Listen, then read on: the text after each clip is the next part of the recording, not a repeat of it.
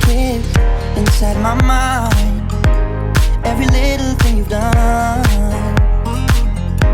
And now I can't forget the look in your eyes when we melted into one. Give me love. Czajnikowy.pl. Dobra herbata. Dawno temu w Chinach przez mocne niebo leciała kometa. Ognista kula ciągnęła swój płomienny warkocz każdej nocy, będąc troszkę dalej na swojej wędrówce. Obserwował ją księżyc. Każdego dnia coraz większym uczuciem pałał do komety.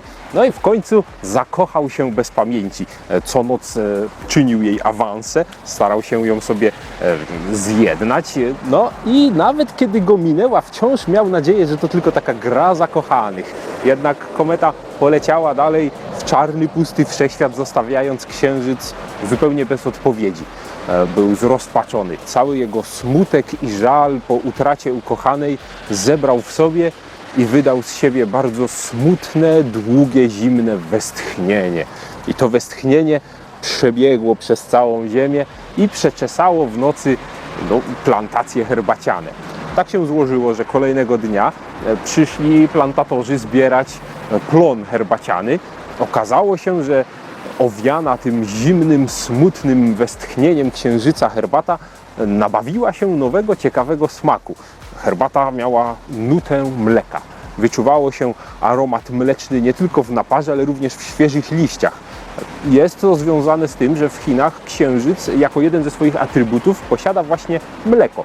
Więc powiązano tę legendę z tym. No i tak właśnie legenda tłumaczy powstanie herbaty mleczny oolong, czy jak częściej z angielskiego znamy milky oolong, milk oolong.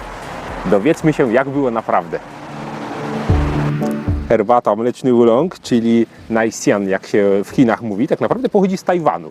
No i z księżycem to ten aromat nie ma za wiele wspólnego. Rzeczywiście uważa się, że ta mleczna nuta ma związek z tym, że niższa jest temperatura uprawy i temperatura zbiorów, ale chodzi raczej tutaj o specjalny, szczególny szczep, który ma tę nutkę, oprócz wszystkich innych aromatów, które posiada również herbata niebieska, ponieważ mleczny oolong to właśnie herbata niebieska. No i jest to rzadka herbata, dlatego żeby było jej więcej, aromatyzuje się ją mlekiem, żeby właśnie pachniała jak mleko i większość z Was, kiedy próbowała mlecznego oolonga, to tak naprawdę próbowała tej wersji aromatyzowanej. Tutaj dochodzi do ciekawej sytuacji, ponieważ jeśli napijemy się teraz tego prawdziwego, wydaje nam się, że jest on jakiś zwietrzały, słaby, ponieważ herbata bez dodatków, aromat mleczny ma zdecydowanie słabszy niż ta aromatyzowana mlekiem.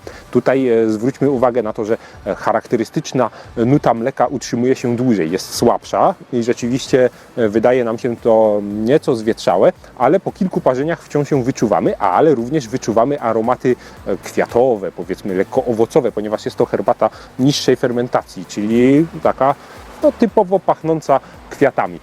I mamy to ładnie skomponowane. Kiedy natomiast mamy do dyspozycji herbatę aromatyzowaną mlekiem, to wtedy bardzo intensywny mleczny aromat szybko się gubi. Przy drugim parzeniu już jest słabszy, przy trzecim jeszcze słabszy, i zostaje nam po prostu herbata, która często nie jest zbyt wysokiej jakości, ponieważ i tak jest aromatyzowana mlekiem, więc nie musi być jakaś wyszukana, bo i tak nie będzie się czuło wszystkich jej zalet. No i tutaj również sam aromat może być różny. Jak się to robi? Jak się aromatyzuje? Tutaj znaleźliśmy, że najprostszą metodą, najczęściej stosowaną jest utrzymywanie listków herbacianych nad parą mleka. Gotujące się mleko po prostu paruje, nad tym jest herbata i to się w jakiś sposób na tych liściach osadza. Tyle, że kiedy zaparzymy sobie taką herbatę, wcale nie mamy mętnego naparu, tak jakby była tam domieszka mleka. Pozostaje sam ten aromat. Myślę, że jest tutaj jeszcze kilka jakichś zastrzeżonych, tajemnych sposobów, bo sądzę, że nad samą parą z mleka może nie do końca by to tak wyszło. W każdym razie później herbatę się roluje, suszy, formuje, pakuje, sprzedaje, i parzy.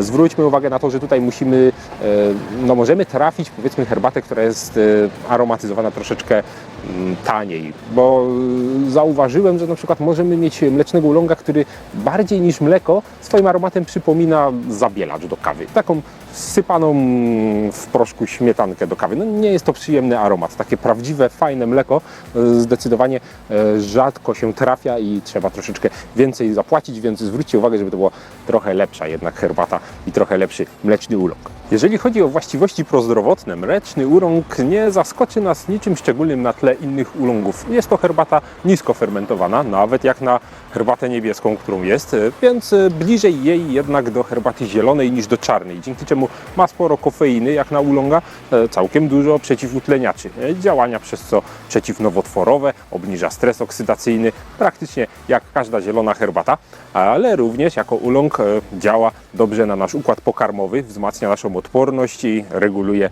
ciśnienie.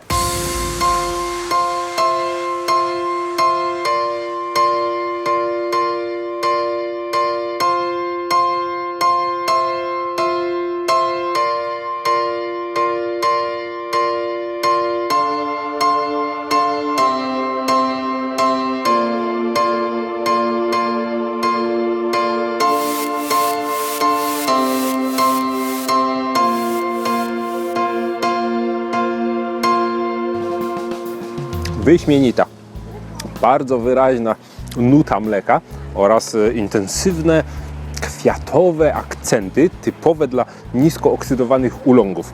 Bardzo fajna kompozycja, serdecznie polecam. Jak to zaparzyć? My zaparzyliśmy to akurat w czajniczku, można w gajwanie, można jak kto lubi. Zachowajmy proporcje jednak.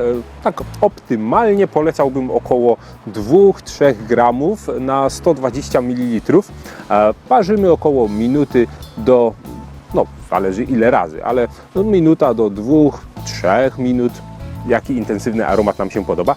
Ważna jest temperatura wody. Oolongów nie parzymy wrzątkiem, zwłaszcza niżej oksydowanych. Tutaj 85, maksymalnie 90 stopni Celsjusza polecałbym raczej do parzenia tej herbaty. Myślę, że wyszła tak jak lubię. Jestem ciekaw, jak Wy lubicie. Piszcie do nas w tej sprawie.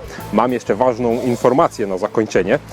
Chodzi o skazę laktozową. Wiele z Was niestety pewnie na to cierpi i wielu z Was na pewno jest ciekawa, czy rzeczywiście mleczny oolong może mieć z tym związek. Okazuje się, że tak, ponieważ jeżeli jest to herbata aromatyzowana mlekiem, no to troszkę tego mleka gdzieś tam jednak jest i sprawdzałem to na moim znajomym, pozdrawiam Marku, który faktycznie jego ciało zareagowało tak jak zwykle na mleko reaguje po wypiciu właśnie mlecznego oolonga z nieco niższej półki, więc jeżeli macie akurat kogoś w otoczeniu, kto cierpi na skazę laktozową, to możecie na nim przetestować, czy jest to oryginalnie szczep mlecznego oolonga, czy herbata mlekiem aromatyzowana.